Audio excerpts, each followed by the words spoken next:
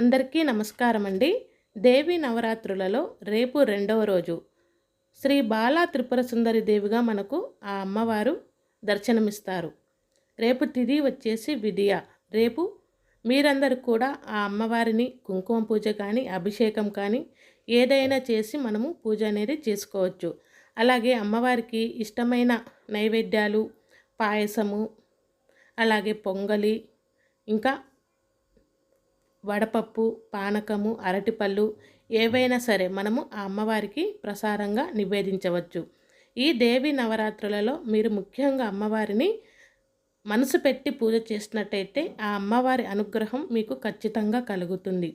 ప్రతిరోజు కుంకుమార్చనలు, అలాగే అమ్మవారికి అష్టోత్తరము, ఏ రోజు అవతారం అయితే ఆ రోజు అష్టోత్తరం చదువుకున్నట్టయితే చాలా మంచిది. ఈ వీడియో నచ్చితే లైక్ చేయండి. అలాగే నా ఛానల్ని సబ్స్క్రైబ్ చేసుకోండి. ధన్యవాదాలు.